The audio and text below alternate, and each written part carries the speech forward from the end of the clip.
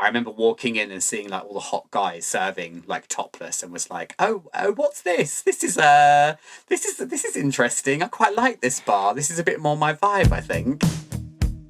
Hello, this is Kay Anderson, and you are listening to Lost Spaces, the podcast that mourns the death of queer nightlife. Every episode, I talk to a different person about a venue from their past, the memories they created there, and the people that they used to know. This week's guest is self-confessed pop culture expert Charlie Sayce, creator of RuPaul's Drag Race UK Fans and host of God Save the Queens, a drag race review show on Glitterbeam Radio.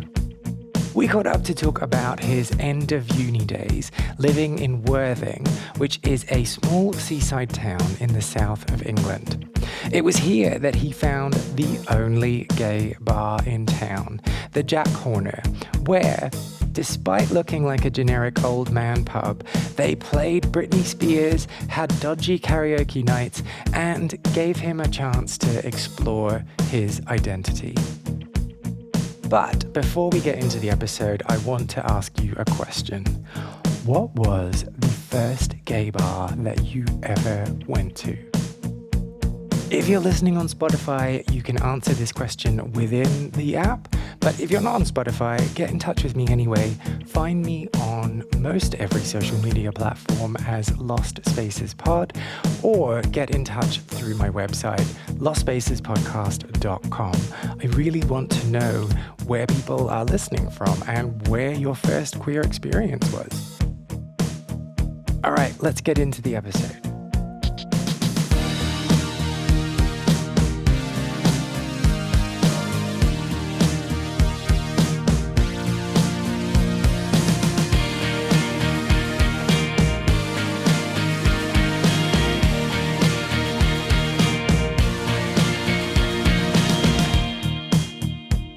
Do you know my first like gay memory, which is like a really weird thing to think, but I remember being in primary school and playing Kiss Chase and thinking I'm on the wrong team.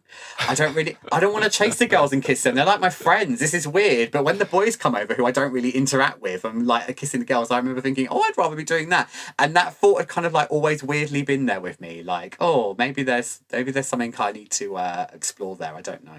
But it was one of those thoughts like that was not at the front of your brain. It was like somewhere. It was under a glitter curtain somewhere lurking in the back, like in a box full of like feather boas, and it's like creeping away.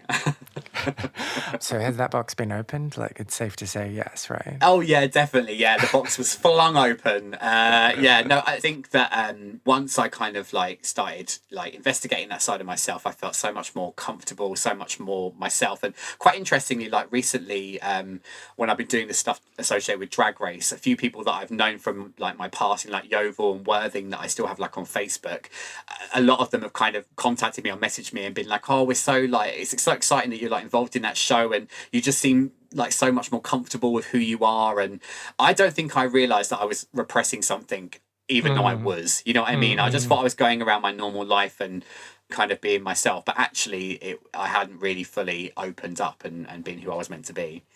It's so hard to know, isn't it? Because at that age, like, I think you just think that you should be miserable. Yeah. Yeah. So you're like, well, yeah. everyone else is pretty miserable. So like, it kind of makes sense that I'm miserable. Like, you just kind of accept that there are those kind of weird and things that you're putting up. You really don't see like on TV and films like gay relationships. And I think like if you do, they're tragic. Yeah, they are tragic, or they're people who are there to be kind of laughed at or mocked or that kind of thing. You know what I mean? It wasn't, so I think I just always thought that wasn't an option. You know what I mean? Like being younger and being into feminine things, like, it was the classic, we'd get presents at Christmas and I'd want to play with my sister's presents. I wasn't interested in what I was getting. My mum used to smuggle me Polly Pockets, the toy. So my dad was like a proper like South London geezer, and my mum used to buy me like Polly Pockets and be like, oh, that's for you, but when dad's around, like maybe play with the other things. And he was typical, wanted a footballer and he got a ballet dancer. Like that's kind of how I see it. And so my mum would like smuggle me these like kind of more girls' toys, and was very accepting and much more let me kind of be myself when I was growing up than I could around him. You know what I mean? But so did he ever find out? Did your my sister dad ever use it against you, like threaten No, you to well, tell him? no, she never used it against me. I think once she confiscated from me like her baby camper van toy because I was playing with it so much, and I remember Wait, really. a baby camper van? Sorry, a Barbie okay. camper van. Sorry, it's like Barbie. babies can't drive. A Barbie camper van, and she was like, "Oh, you're not playing that anymore." And I remember really like kicking it down the stairs over Christmas and being like, "Oh, whoops! It was on the top of the stairs." Like having this real like angry moment of, "I want to play with the camper van." But no, like, you know, as I've got older and, you know, I think my dad's attitude has changed as the world's kind of changed, you know what I mean? And he's fully like accepting of who I am, you know what I mean? There's no kind of qualms or issues there, which is lovely. I've been very blessed that there's not really anyone in my family who hasn't kind of accepted me for who I am. And, I think that was like a non-negotiable thing because it's like you either accept me or I won't be in your life anymore. That's kind of it. I wasn't prepared to not be me. Once I got there, I was like, I'm never going back. That's it. That's so interesting. Sorry. I say that's interesting because of the contrast between like not knowing and being so tentative. Yeah. And then when you got to that stage, just being like, nah, man, this is it. That's it. Because I think that was probably like my subconscious going, look, you could have been a lot more yourself as a teenager and not kind of hid behind other things because you were repressing it. And, you know, I feel like it was just once I really got there and I opened that door and, you know, I remember like having my first date with a guy and like the first time I slept with a guy and I was like, there's no going back from this now. Like, this is who I am. This is what I want. Like, there is no going back. It's done. Let's explore that a bit more. Like, usually people's first experiences are awful and you put them off for quite a while, and it sounds like that wasn't your experience. The experience itself was a drunken experience of a guy who was quite a bit older than me at the time, and probably still is. And probably still is, yeah. Well, I hope he is. It wasn't like the most fun experience because it was just kind of marred with confusion and like, oh, have I done the right thing? Like, is this really what I want to do? Like, I was holding myself back quite a bit, and it was an odd experience. Like I say, it was a real quick like meet up, do the deed and go. And like for your first experience, you kind of want it to be a bit more like a bit more loving and emotional perhaps, and with someone you kind of trust a bit more. But do you know what? I think I just kind of wanted to, it's such a bad analogy, but break the seal.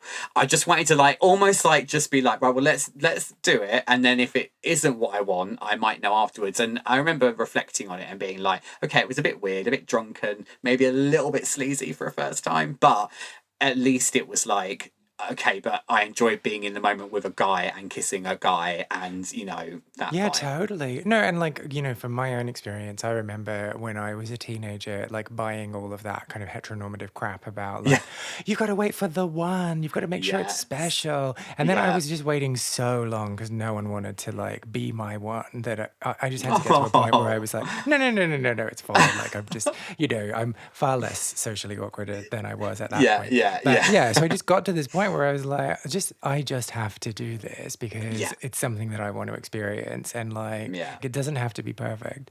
But so you met him on not Grindr, Gaydar. On Gaydar. Yeah.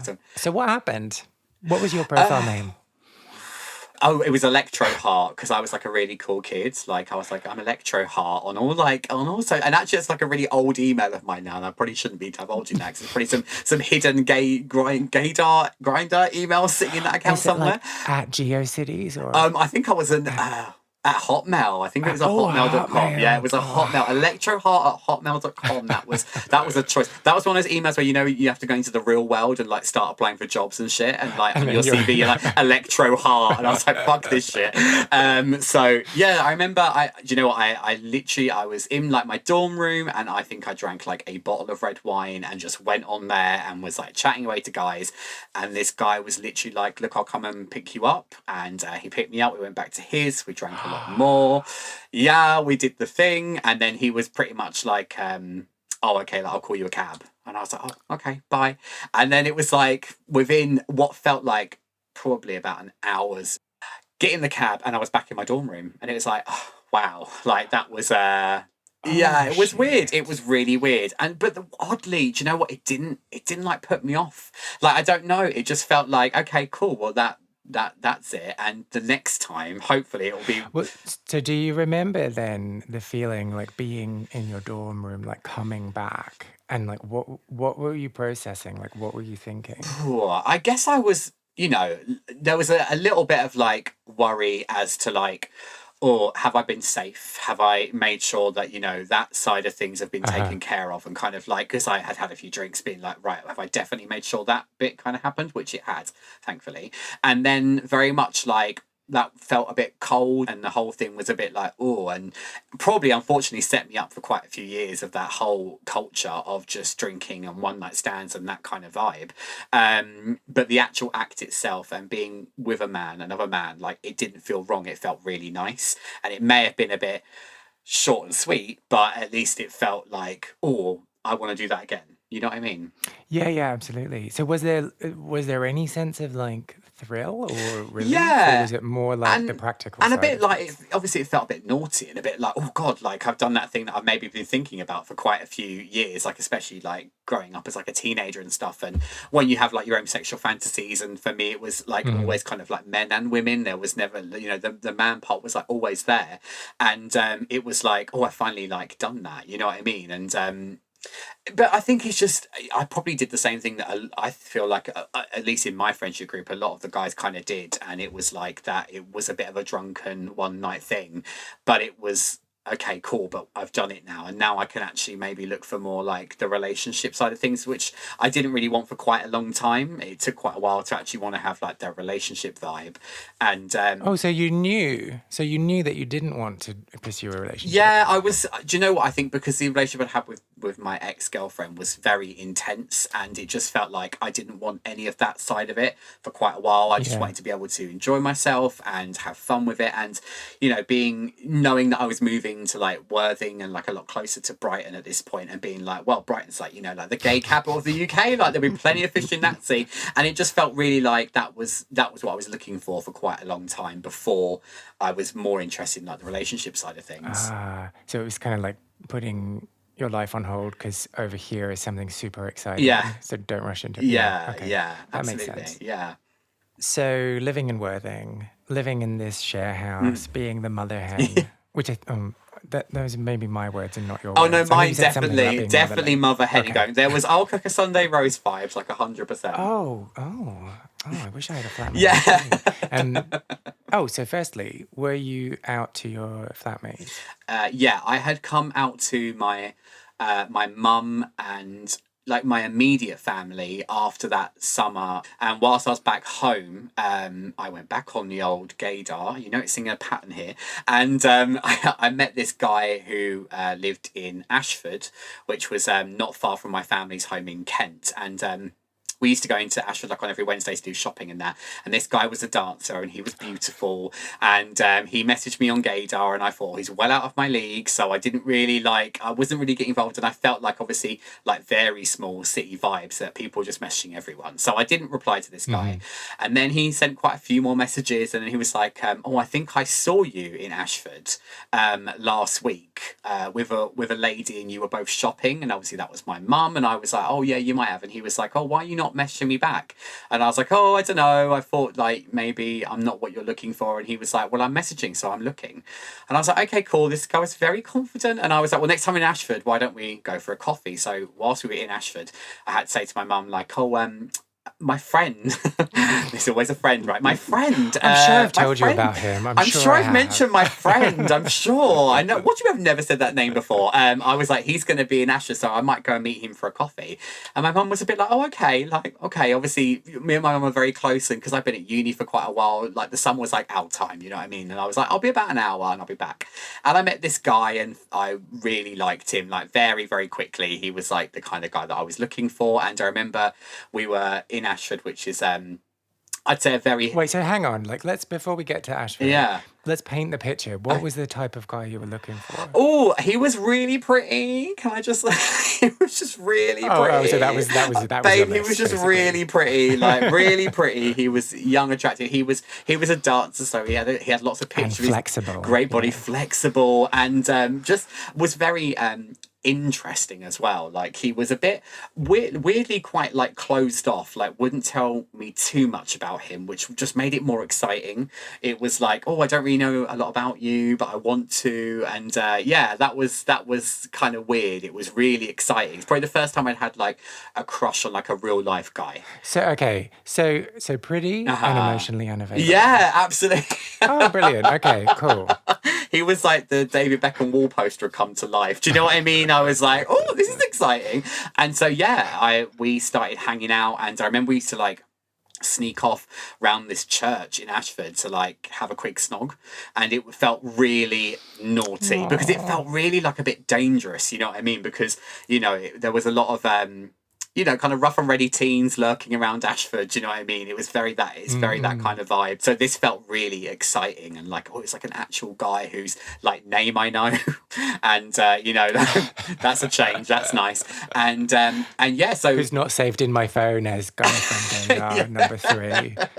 Guy with the pink curtains in the picture. No, and so I remember saying to my mum one night, like, oh, can my friend come and stay? And it was like, obviously, she was like, yeah, your friend can come and stay. And it was this weird, like, I know, you know, I know, we know, but we're not going to have the conversation yet. And then he did come and stay over. I was very respectful of being in my mum's house. I mean, not really much happened. A bit of kissing and all that, but I was like, no, I'm not. It just felt a bit like I'm in, like, my, you know, like my teenage bedroom as well. Like, when you go back home after uni, you feel like you're under mum's rules again, that kind of vibe. So I was like, let's be good. And then... Yeah, but you were also a horny teenager. Yeah, I know, right? It was difficult, and there was no churches to sneak round to have that cheeky snog. And I remember I went down in the morning for like breakfast, and my mum looked a bit upset. And I was like, oh God, it's happening. Like, we're going to have the conversation. And she was like, oh, like, don't take me for a fool, firstly. Do you know what I mean? Like, if this person's staying over, if that's a romantic thing, then we need to have some rules in place for that. And I was like, God, I'm fucking 21. Like, please, this is too much. And then she got really upset, and I thought she was upset because of me and who I am, and it wasn't. It was the complete opposite. She was like, I'm just so scared that you won't be able to hold your partner's hand walking down the road without being judged. And that really hit a nerve with me, and I was like, wow, she's not worried about the fact that this is who I am. She's worried about how other people are going to treat me, and that I'm going to be treated differently, and I'm going to have to kind of fight against, you know, people's bigoted ideas and morals and that kind of thing. And that was really...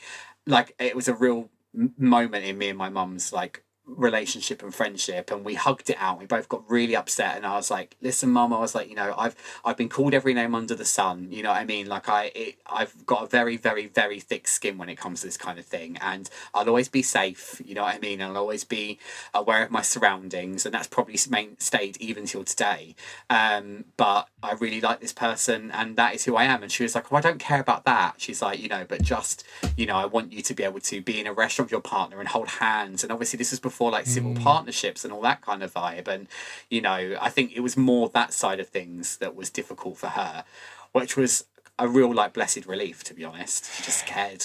Yeah, it's I had very similar conversations with my mum about this kind of thing. And as I'm getting older, I can appreciate more the perspective that she was bringing to the conversation and why she had those concerns, why she had those worries.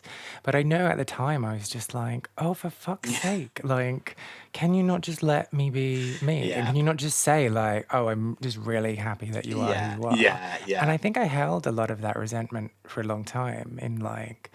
Because it's kind of victim blaming, right? Like, that's maybe not the right term, but it's kind of being like, oh, I wish this wasn't your life because your life is going to be so much harder. And rather than like, the world is fucked up and I'm really sorry that that's going to happen to you, it's like, I just wish that this wasn't happening.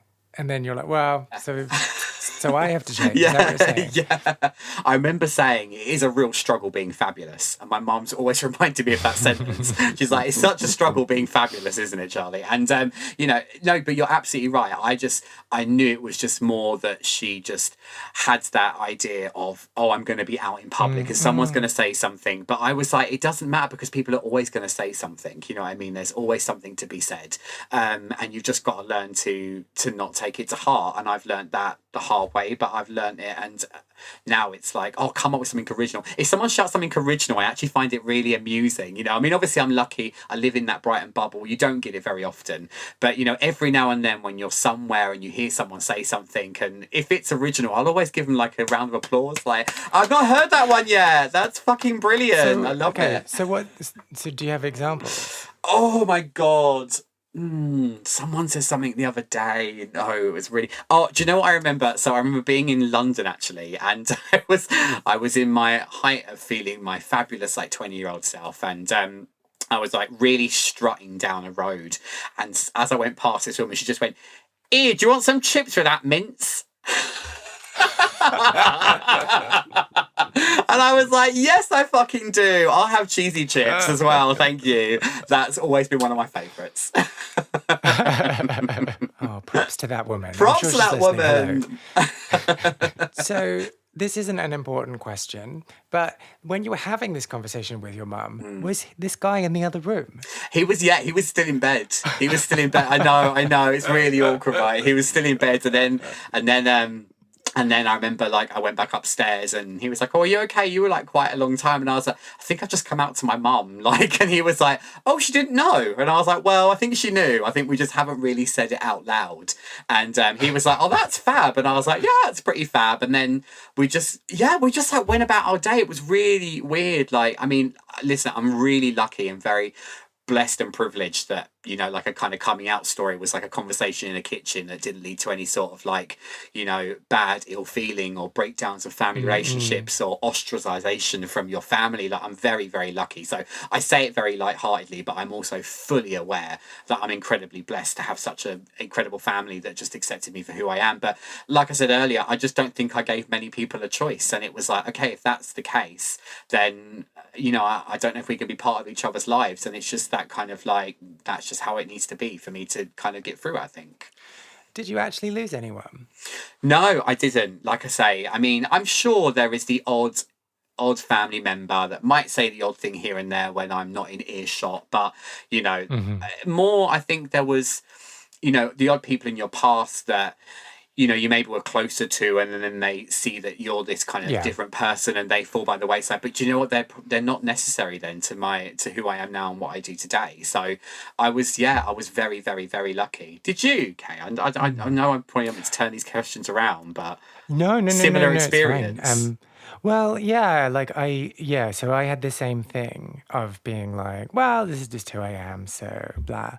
And I don't know, to pinpoint it to that one thing is hard, isn't it? Like, it could have been just for any reason that it happened. Like, it could have just been like, oh, we're just not close enough to each other. Like, physically, we don't live close enough to each other, so we just stop seeing each other, and then we just forget about each other. Like, it could just be anything.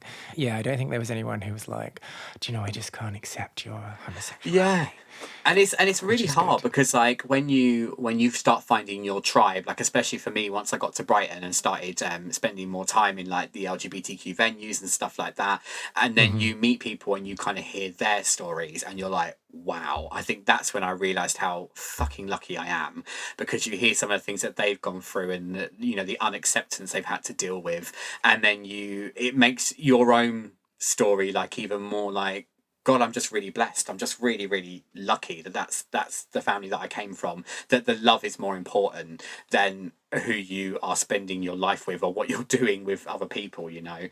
And I think it's something that we always have, like as LGBTQI plus people, and that's why I can never understand why people from our own, you know, extended family hate on each other. I'll never understand that, because we really we've all come from that shit, you know what I mean, and found who we are and come together, and now you want to make each other feel shit. I'll never ever understand that. It's depressing. It's a depressing. waste of energy as well. It's not. So yeah, the other thing I was going to say is like, I think sometimes you engineer your life in that way though, right? Like I had always been myself. Maybe not always, but you know, like those bits of me came through quite Yeah. evidently. And so I Yeah. think that everyone in my life had an opportunity to get used to that. Or Yes. Yeah. if they weren't into that, they just didn't have anything to do with me in the first place. Yeah. Yeah, so it's hard. Like I never did that thing that some people do, which is like playing the game and people pleasing and like Yes. Yeah. doing what's expected of you, Mm-hmm. and then getting to a point where you're like, oh, by the way, everyone, I'm not that. Like Yeah. so I don't think it was jarring for anyone to find out. Yeah. I read this really like it sounds a bit like one of those bumpy affirmation things, but I read it online the other day and it really like resonated. And that was, you can be a good person with a kind heart and still tell people to fuck off when you need to.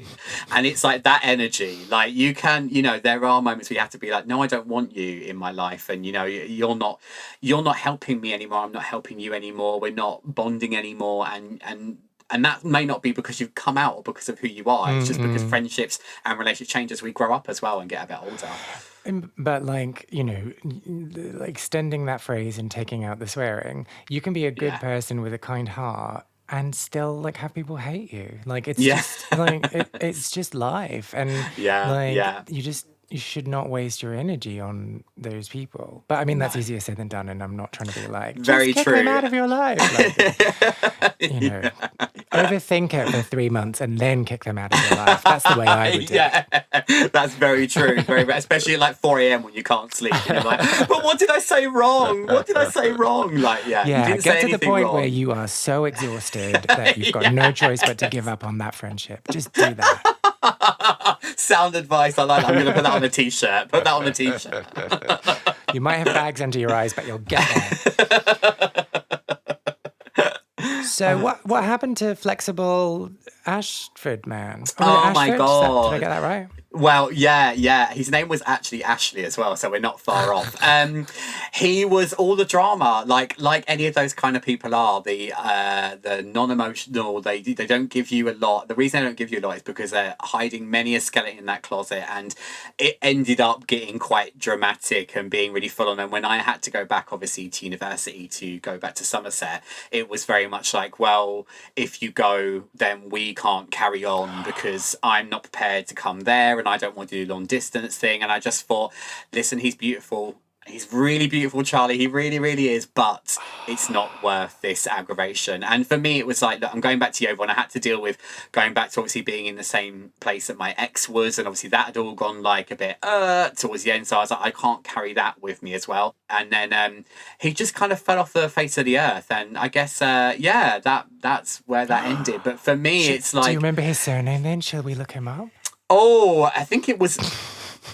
I have. Do you know what? Like, I think, you know, those nights of like the red wine nights where you're like, oh, I'm going to do a bit of Facebook stalking, try and find this person. And then if anything turned up, I was like, no, this is not a door worth going down again. Do you know what? I have actually forgotten the name of my first boyfriend. And so, have you? Well, I mean, like, I know his first name is Adam. Right. But I can't for the life of me remember his second name. And that's like such a blessing because I can't do any like late night looking up. But like, I've gone through all these like creative ways of like trying to figure out how to find him. And I just cannot find him. And like, it's for the best. I mean, like what difference will it make if I know what he's up to in his life? But it's, I've every now and then it's like, oh yeah, I used to go out with that guy. Oh yeah, what's he doing? I always feel really sorry for the people who have a horrible ex who gets famous, because then they have to see that ex everywhere. Like, can you imagine being James Corden's ex and being like, oh my God, I can't stand that person, and like they're the shame everywhere. Wasn't enough. Like, the shame would be so bad already, but then you'd have to see that stupid face in every fucking film and every TV show. Like, I always feel so. Hopefully, if any of my exes are out there, don't any of you get famous, because I don't want to see your faces ever again. Your exes for a reason. And especially don't write a song called Charlie that becomes a #1 bestseller. I'd be furious. I'd be furious. I'd be like, royalties. You could dine out on that though. You really could. That's true. I mean, Adele's exes must just be like, oh God, we're just writing her another album every time we break up with her. Like, they must have a little committee. Like, how much do you think you've made, Adele, this week? I've probably made her about $3 million. She's just got to think of new ways to get dumb. So that's the pressure she's under. Very, very true. It must be a very hard life. So Ashley's out of the picture. You're back in Yeovil, but then you're not in Yeovil because you moved to Worthing, and then you're living with a bunch of people, and then you go to Jack Horner. And then we go to the Jack Horner. I remember we there was another club in Worthing. There was a really trashy club by the train station, and a lot of the students went there for like always. Why are they always by train stations? It's hilarious. And I think that was called Easton's, something along that vibe. And I remember being there one night on one of the like student nights and dancing and having like time of my life. But it's all very straight, you know what I mean? And you're like, it's great, but it's and I remember like chatting to some random girl in the smoking area like you do and being like, oh, where are you going, like artist? And she was like, oh, I'm going to the gay pub. And I was like, sorry, the what? Sorry, the what? What? I didn't get this memo. I didn't get this. What we're talking about? She's like, yeah, there's like a gay pub in Worthing, and she's like, it's not open really late, so we're gonna head there pretty quickly. And I was like, okay, cool. Like, I'm going. I'm getting my things. I'm coming with you. And it was, all respect if anyone I still know that works there, it was a dive pub. It really was a dive pub, right? But I remember going in and there was like this little bar, a pool table in the back, a tiny little stage where probably some crazy drunk person was doing karaoke, and cute people behind the bar, and being like, this is it. I love this. This is like, I feel like I can relax because I quite like that old man pub environment. I'm quite into that. I feel like there's a familiarity that I really love about. That's being a South Londoner, I think, deep down. Like, I like an old man pub. And just being like, this is really cool. This is really like, there's no people like super dressed up. There was no kind of like fancy lighting or any of that kind of stuff. It was just people sitting and chilling and enjoying themselves and avoiding listening to that mad woman on the karaoke. And it was, I just thought, wow, this is really cool. And then we stayed there for a couple of drinks. It was lovely.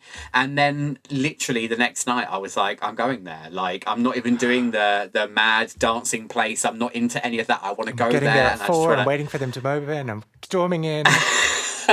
That's exactly. I want to get a prime seat at the bar before the other people turn up, and I have made some really lovely friends, like kind of outside of the pub itself, just from my housemates and them meeting new people because they'd started a new term, and our house was a very social house. It was very much people coming over, and one of my friends, he was a bit younger than us guys, and I remember he came over one night and was like, oh, can I have like a chat? And I was like, yeah, of course you can. And I was like, oh, like Livy the girl, I was like, she's not here. And he was like, no, I wanted to talk to you. And I was like, oh, okay, cool. I was like, oh, he's really cute, but cool. And then he was like, oh, I think I'm gay. And I was like, oh, okay. I was like, well, that's cool. I was like, have you like told anybody else? And he was like, no, not yet. I don't really like know what to do with it. And I guess I was coming across at that point in my life as a bit more confident. I was very open about the fact that I like guys and wasn't like hiding anything anymore. Never had a boyfriend. I was permanently single, but I was like the most single fun gay he'd ever met. That's how I felt. And I was like, well, look, why don't you come with me to this pub? And he had lived in Worthing like his whole life. Was like, oh no, like we say don't go in that pub. Like what they'd done is they created this really seedy reputation for this place because it was the only gay bar there. And so what they done is like almost a bit of a smear campaign and said like, oh no, you don't, that's for like the weirdos, you know what I mean? And I think that a lot of gay pubs, especially in smaller towns, they get that reputation. Like, don't go in there. Like, it's weird in there. You know what I mean? And I remember everyone will hit on you as soon as you walk in. Yes. Like, I wish there were bars like that. Yeah, I know. I know. I was like, that's what the gaydar's for, not the pub. Like, that's where you want to be going. And we ended up kind of going to the Jack, and we met. There was obviously like some, like older gay guys that were living in Worthing that were going there, and that was like their regular pub. And what was really nice about it is, okay, there might have been the odd snog here and there. Some things may have happened, but on the whole, it felt very like wholesome, and felt very like, actually, they could tell that we were two kind of younger gay guys and were just trying to like kind of find our way in the gay world a little bit. And there was lots of, for all the nights of like mad karaoke and getting on the pool table and lock-ins, there were also lots of nights of just going there and sitting and chatting and having a few beers. And for us, it was normally the prelude to like going out that night and getting in, getting on the train to Brighton and coming, having like our mad nights out. But I always like looked forward to that bit really more than the going out and getting really kind of like off the tree, you know what I mean? Because it just felt very like, it was being able to have conversations. I think that was the main thing, because I didn't really have that in my life. I didn't have anyone in my family that was gay that I could kind of chat to, or any like older friends that had kind of maybe been through some stuff that you could talk to.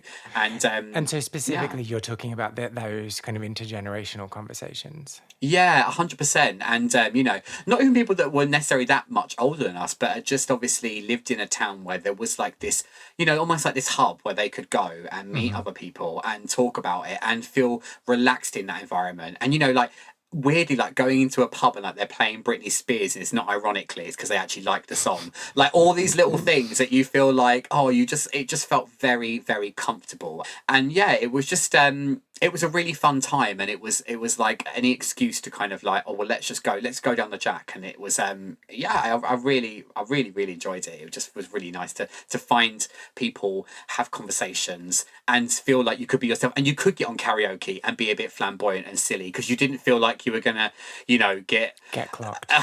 Get clocked or get even abused or have any trouble lead from it. You know what I mean? And I remember the odd time you'd be in there and like obviously some, very like heterosexual people would walk in, and you couldn't help yourself, but you'd finally be able to be like, we can give them daggers. How the tables have turned. That. So how do you determine if nice. they're heterosexual? Oh, the clothes, babe. The clothes. Come on, we all know. They weren't listening to Britney like they weren't listening to her like we were. They didn't know the words to Lucky. They didn't come in doing the oops hand movement, so we knew. No, I just you could tell when there was like a kind of group of lads that would kind of stumble in there, like not realising maybe the vibe of the pub. And obviously all were welcome, and that was what was really nice about it. But there was, I can remember a couple of instances where there might be a little bit of trouble, and instantly, the whole pub would rally, and it'd be like, no, out, we're not tolerating any of that here. You know what I mean? I remember being there one night when it got egged, and that felt really. Oh, wow. Yeah, it felt really horrible. It was horrible. And it was really opposite like a massive supermarket, and these kids had just gone and got eggs. And we were, obviously you're in the pub, the music's playing, that kind of thing, but I just remember seeing them running past and all these like plop, plop, plop, plop hit the window. And it just felt really sad. It was like, this is our one space. Yeah. This is the one space, you know what I mean? And I think it was one of those things where we all just didn't talk about how sad it was. It was like, that was annoying. Let's clean the window. Stupid kids. But inside we all felt, that's really shit. You know what I mean? That's really shit. Like, we don't need that crap. There's enough shit. Just let us sit here and have a drink. You know what I mean? Without having to deal with, that horrible world out there can be really horrible sometimes. And it's this kind of weird like punching down thing, right? Like it's like, no one's going to be really mad at us if we do this because everyone hates those fags anyway. So let's just go and do it. Absolutely. Yeah, absolutely. Like, there'd be no putting in a report about it or finding out who those kids were. Like, nothing would get done. Nothing. And it was very much like, I remember the landlord at the time saying, like, I'm not wasting my energy because I'm not going to get anything out of it. But it still felt like a safe space, and that was what was really good about it. And so you were talking about not really registering when it shut. When did it shut? Oh, God. I think it was like 2012, I believe, that it actually did close. And then it reopened in 2015, no longer as a gay bar. It's now called the Corner House, I think. And it's you're kind of like, no disrespect to the lovely people I'm sure at the Corner House. I've never been there, so I can't. No, fuck them. No, fucking Corner House bitches, seriously. No, it just is another generic Worthing pub, as far as I've seen. So, that whole thing now has gone. And, I haven't been back to Worthing in quite a long time. I don't know if there's now an alternative kind of like space that was similar to the Jack that might have sprung up, but not that I saw, not that I've seen or heard of. I mean, we're not far from Brighton, and you know, in Worthing, it was always that thing of like, you know, when you're not that far from a place, I think like, you know, Manchester or London has a good vibrant kind of gay scene. You do, I think, find that the spaces around it do slowly disappear because people more congregate in those big city spaces, and that might just be what happened to the Jack. I'm going to ask you this question, and I recognize that it's like a stupidly big question and that you couldn't possibly have the answer. So if you don't like have an opinion or anything, then that's absolutely fine. I've just ruined the question by over explaining it. Sorry. Do you think that we're ever going to see small town gay bars again? I don't know. Do you know, I think a lot as well. I think a lot of people get those interactions now probably from online. And it's obviously not the same thing, but you know, a lot of people, I think, doing the world of the like RPDO UK fans, the Twitter and Instagram and Facebook stuff that I do associate with Drag Race, a lot of people go on social media now and go, oh, I'm looking for my tribe. I'm looking for people that are into this and into that. And if you know someone, can you like me and add me and follow me and da-da-da. And they probably create their own little chat groups and do that kind of thing. And what they're creating is online gay bars. And they're all probably, you know, kind of doing it a lot more virtually now. Now, I've lived in, you know, a big city, Brighton, for the past like 15, 16 years. So I haven't been in that kind of small town community for a while. Interestingly enough, my family live in New Romney down in Kent, and I went back there to see my mum and sister to see a show in Folkestone. I don't know if you're aware of Folkestone. I mean, I've heard it's of down down on the coast. So we were at Folkestone to see this musical theatre show, gay, and we were in the queue to go into the venue, and I saw this like quite like pumping looking pub opposite with lots of outside space, and then it had a massive disco ball, and I was like, oh my god, like that looks really cool in there. And my sister was like, yeah, that's Scuba, that's the gay pub. And I was like, a gay pub in Folkestone? Where were all these gay pubs when I was in Kent growing up as a confused teenager? And she was like, yeah, it's always been a gay bar, Charlie. Like, I'm sure I've told you that. And I was like, no, you have never told me that. Annoyingly, we had to go into the show because I was straight away like, I want to go in there. Like, I want to see all those people that took the piss out of me in school that are probably sitting in that gay bar now. And like, I know you were mean to me because you were gay as well and you couldn't stand the fact that there was another gay, and that's why you probably were really horrible to me. But I feel like, yeah, probably in small towns there are kind of like gay pubs, gay spaces, and they are kind of maybe springing back up. I mean, obviously you do this show quite a lot, and in your experience I'm guessing a lot of them have disappeared and gone. Is that the general consensus? Yeah, so there's two things that I want to respond, and I need to make sure I don't forget the second one when I start with the first one. The first one, this whole thing about people who were horrible to you when you were a kid, who are now gay, or who are now like, yay, everyone should be proud and free. Like, I have a real hard time reconciling that. And I'm a bit like, fuck you, you're not allowed to grow unless you apologize to me. I want reformations. Yeah, no, I'm with you 100%. How do you do it? Well, do you know, I've had like a couple of different mixed experiences in this like field. I've had one where someone who will absolutely remain nameless because I wouldn't want to kind of out someone. That's not what I'm about. Was it Barry? It wasn't Barry. No, it wasn't Barry. Was it David? Was it George? No. Who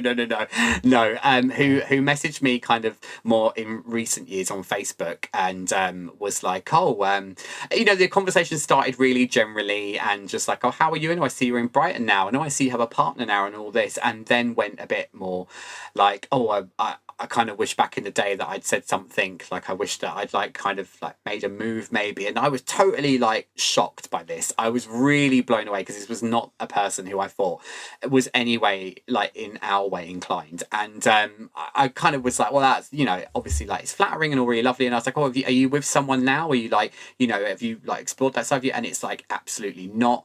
Like I think what they've done is they've kind of reached out to me as like one of the only like gay people they know who they could like have a conversation with. And I find that really sad, you know. That's really, and you know, you try and do that thing of like, I'm not here. I feel like everyone's gay mentor. Yeah, I know. It is a bit like gay mentor-y, but you know what? I really don't have time to be everyone's gay mentor. The gay-ru, not the guru, the gay-ru. And you know, I've been very polite about the whole thing, but I remember being really shocked by that and really like, wow, like I did not expect that from that person, and wasn't necessarily someone that gave me a hard time, but was in that group of people that had given me a hard time. And you feel very and like sometimes doing nothing is also like as bad. 100%. I'm like, well, where were you with your I want to, do things with boys when I was like, but, we all go through our own journey, you know what I mean? Hopefully that person will figure it out for themselves and all that kind of vibe, but it is weird. And then you have the other experience where people might pop up from the past and comment on something that you're tagged in, like whether it's dressing up at Halloween or, stuff that I've done with like drag queens and stuff like that. And they're like, oh, I knew that was who they were.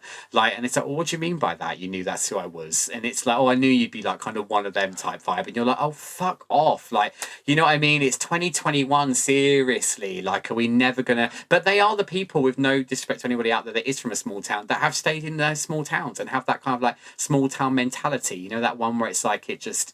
They've never really grown up and changed. And what are they trying to achieve by saying that? Yeah, I am that one. I am that one in the pink wig throwing the glitter around. Fucking deal with it. You know what I mean? Like, I'm having a great time doing Fantastic. it. You have eyeballs. Brilliant. Oh, dear. Yeah. People are so horrible. Yeah. I get what you're saying, and I agree with it, and my head agrees with it. Like, people have their own journeys, people change, people make mistakes. Yeah. But it's just that raw child in the middle of my core that's just like, no, you're not getting a second chance. I'm sorry. That's it. There was that great scene Queer as Folk, the UK version of Queer as Folk, where he gets the main guy, like his school buddy kind of comes onto him and he like rebuffs him and it's like, no, I'm not interested. And then like a couple of months later, he sees that same school bully in a gay bar, and the school bully is like living his life and he gets up on the microphone and it's like, he shouldn't be allowed in this space. He put me through hell. He's not a true ally. Like, and I just was like, I want to be that moment, that character. Like, I think that's where you're coming from. Like, no, you don't get to be in this space. You don't get to celebrate with us. You don't get to listen to Lady Gaga and learn the dance moves. You fucked that. You should have been supportive when we needed it. The other thing that I wanted to say, when you were talking about like people finding their tribe, and isn't it funny how like everyone talks about their tribe? It's like 5 years ago, no one talked about their tribe. But anyway, that's a by the by. Yeah. When people are looking for their tribe online, the thing that's different from, other than it's a virtual space and not a physical space, is that you're not in there with people who have different worldviews than you. Because you're so like niche in like what you're looking for. You're looking for, this kind of person who likes this and who lives here and da da da. And so you're not having those small town experiences where it's a pub where it's like, well, there is only one gay bar. We've got no choice. We have to go to this place. Yeah. And that guy there is really creepy and gross, but I'm gonna have to learn to like live in the same sphere as deal him. with it. And like, in the examples you're talking about, it's like, oh, I prefer Raja to Katya. Yes. Like, Really, I mean, people make conflict out of that, but it's not really a conflict. Yeah, 100%. And I think you're right. It's when people that are all into the same thing come together, where's the conversation going to go other than talking about the thing they all came there to talk about? So it's not the same experience as, like you say, being in a pub in a real world environment and living it. Because one of the things that was really great about that is that you would have the odd person who you couldn't stand, and no shadow of a doubt they'd always be a regular as well, and you'd have to do that whole hi, you know what I mean, that type vibe. And I had a great day, lovely. Oh my god, we've both been in here for 3 hours. I didn't realise, you know what I mean, that type of thing. But that's exciting. That is interesting. Do you know what I mean? It's like, oh god, I bet we're going to go there and he's going to be sitting there like, oh, I bet it's going to be an owl table. You know that thing? Like, I bet there'll be an owl table. Like, yeah. And you'd always bump into them like at the bar, you know, and you like both ordering a drink and you lean in to order and they'll always be like next to you and you're like, oh fuck's sake, like now we've got to do the real hi, oh how's your day been, like I hate you. Not that I hate anyone, I'm very passive, I'm very lovely. No, absolutely. And that, like, you learn to like just exist with other people that you can't stand, which I guess you're not really doing in the same way in those spaces with your tribe. And I'm doing the inverted commas, everyone. Yeah. Yeah, that whole tribe thing I find really fascinating. It's interesting. It's like you say, it's a word that's kind of come up out of nowhere. I mean, I get a lot, like, obviously the fandom, you know, and we get that with the Drag Race vibe, like, oh, you're just the fandom. And then what annoys me about that is that you're just saying this whole group of people are going to have the same mentality. Like, I'm sure there are people in those tribes within a tribe that probably do have different opinions, but to stay within that group, they probably keep them to themselves. And that just I'm not into that. You know what I mean? I don't really enjoy that. I quite like to be challenged and to have different opinions. I think that's really important. And yeah, you don't get that in your little tribes. Like, to do that when it's not actually talking to each other, when it's words typed in. Like, I find that really hard because my sense of humor does not translate. I can imagine, actually, Kate, I can. Just sound like a bitch. I'm sorry, anyone who's interacted with me online and I've just sounded like a bitch. It's definitely not been my intention. What do you remember most from those days?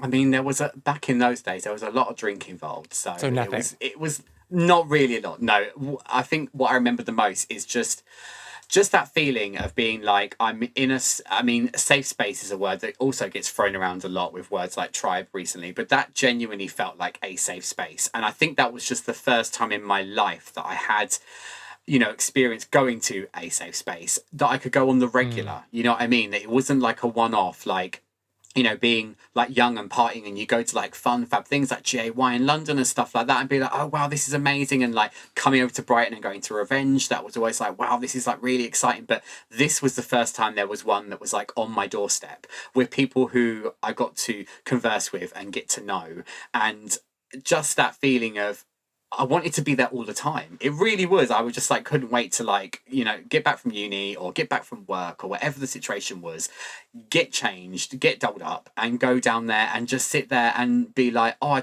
I feel really relaxed and really at home in a space that that old man pub vibe that I've always felt quite uncomfortable in. I think that was what was quite entertaining about it as well for me, because, you know, that whole like straight man pub vibe, you know what I mean? And it's like suddenly I was in what looked like a straight man pub, but they were playing the Britney. There was cute guys behind the bar. We were chatting about silly things and being outrageous and being silly and being flamboyant and not having to check ourselves constantly. And that just felt really amazing. You know what I mean? It really was. And I'm really lucky that I got to be there during those, I think, were quite like golden years for that place. And it is a real shame that it's not there anymore. I remember when I first went to Worthing and saw that it wasn't, you know, it changed its name to The Stage. And I went and saw it as a stage, and unfortunately it was like closed on that. It was like a Monday afternoon, and they were obviously not doing great. So they were trying to, you know, do that thing that pubs do where they close certain days. And I was like really gutted, like, oh, we can't go in there. And then it must have been a few years later when we went to Worthing again, and suddenly it was just all gone. And it was just this really generic looking pub. And it was just like a bit of a heartbreak moment. It was like, oh, that's really like, that's gone now. And I don't have many photos from that time because, you know, we were still back in the days of not great camera phones and all that. So you didn't, you know, so it's really like, it's just all in here. And that's really weird in this day and age because everything's so like slapped on a computer screen, slapped on a phone screen. You can relive it straight away. I mean, Facebook's constantly reminding you what you were doing 15 years ago. You know what I mean? But those memories, they feel a bit more special because they're mine.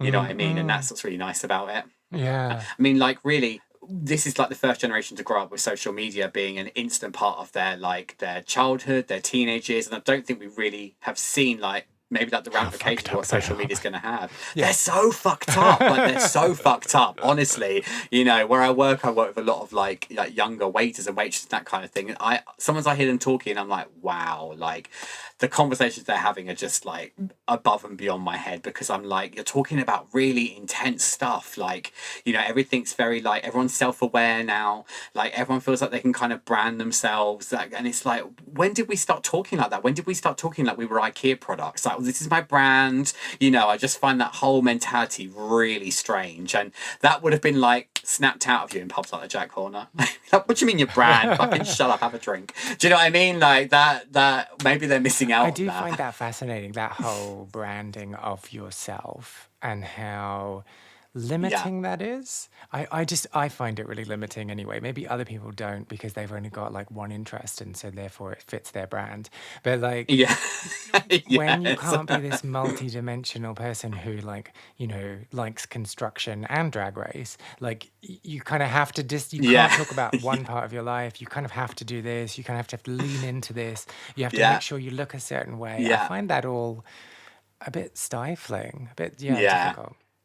Yeah, it's quite sad. It's, like branch out, chill out and relax. You know what I mean? And just But meanwhile, they're making like £200,000 a month, and you're sitting here stuck talking to me. yeah. This has been one of the most entertaining podcasts I've ever done. So I've really enjoyed it. It's nice. I really, really had a good time. Like, absolutely. You don't need to say that. It's okay. Let's bitch about the people from your work. Come on. Yeah. No, because they will listen to this. Okay. I love all of you. I I love love you all too, of you. Timmy. Yeah. See, you heard it here first. No, but it's really nice to like have that stroll down memory lane. Do you know what I mean? It's just so nice to think about it, and also it makes you realize like, God, I was such a fucking mess. Like I was such a dramatic little mess. Like I really fucking was. Like, and that makes you have a bit more empathy for these for the younger people that I'm around, because I'm like, I don't think that I've come away with the impression that you were a dramatic mess. Maybe I need more illustrative examples. No, I mean, it was just very like, obviously, like I've said before, like we were kind of like the younger people in that pub, but we were always like the ones that were like up doing the karaoke, and it'd always be like inevitably when it's students all living together that so and so slept with so and then she didn't do the washing up and that didn't happen. And it'd always get pulled into the Jack corner when we were there having a drink. So it would always start off really nice, and it would always be like, it would get to that point where it's like, normally it was like the kicking out time, and that would be the point where someone would want to bring up the fact that the washing up wasn't done that night. And by this point you're all like, 4 sambucas in, and you're like, oh well, I'll tell you what, you know what I mean? And there was always that kind of vibe. Walls are down. Yeah. Yeah, the drama was minuscule. It was, that was probably There is on in the club. nothing more fun than blown out of proportion drama. Oh my God, yes. Yes. We live for it, like, right? I am not backing down from this fight. I do not care how unimportant it is. I am going to win. And that's one of the best things as well about being in a pub where someone else is having that blown out of proportion drama, and you get real life television. Real life television, there's nothing like it when you're just sitting there watching like, oh my God, and now she's left, and now she's got up and left. Is she going to come back? She's come back. Like, I love that. I love that. Whenever there's one person whose volume is much louder than the other person, and the other person's like, can we just keep it down? And then they're like, no, I'm not going to keep it down. That's so much fun. I have to say, in that situation, I'm the one going, no, I will not keep it down. Me like, too. I am definitely I that am so person. like, Yeah, good. I don't care who hears this because I'm right. They'll agree with me. Yeah, definitely be the loud one in that situation, 100%. Yeah. Well, also, like, it is actually a good tactic because the other person will back down if they don't like having people looking at them. They'll just be like, right, fine, you're correct. Yeah. So there you go. Yeah. But that's like the situation where it's like the drunk person trying to argue with the sober barman. Like the barman is always going to win that, and I love watching those explode as well. And then the barman literally does it like security. That's one of my favourite things to watch in a pub. To watch that moron get thrown out, and I have been that moron occasionally, but more often than not, I'm the person watching. So when you are that moron, how long do you wait till you go back to that bar, or do you just accept? So I was once.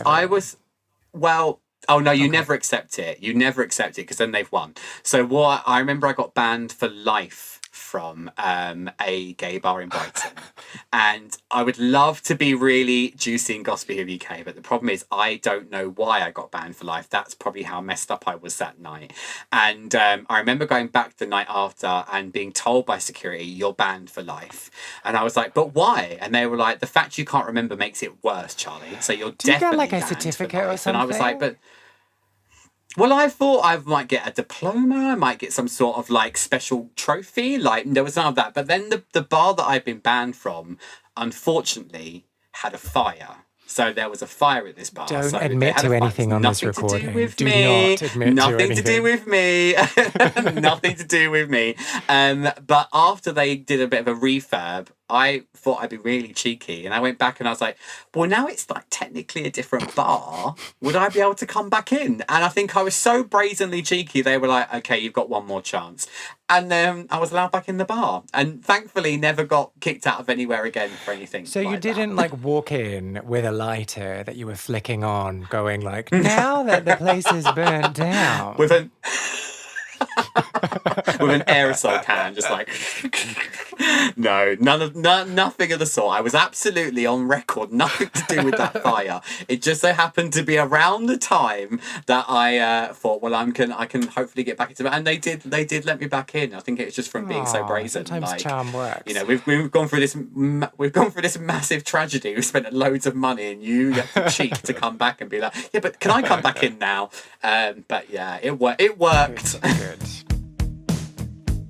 Do you have any memories from the Jack Horner or clubbing from your own queer scene that you want to share? Well, if you do, please get in touch. I want to create the biggest online record of people's memories and stories of queer clubbing. Go to lostspacespodcast.com and find the section Share a Lost Space and tell me all about what you got up to. You can also find me on Facebook, Instagram, and Twitter with the user handle LostSpacesPod. Find out more about Charlie by following him on Twitter as either his personal account, which is I am Charlie Sayce, or the account for RuPaul's Drag Race UK Fans, which is RPDR UK Fans.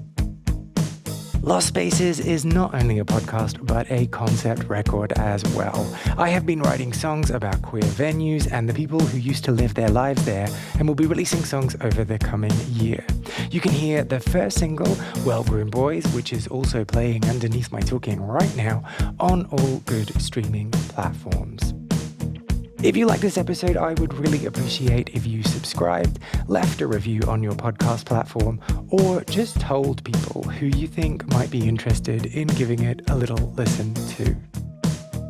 I am Kay Anderson, and you have been listening to Lost Spaces.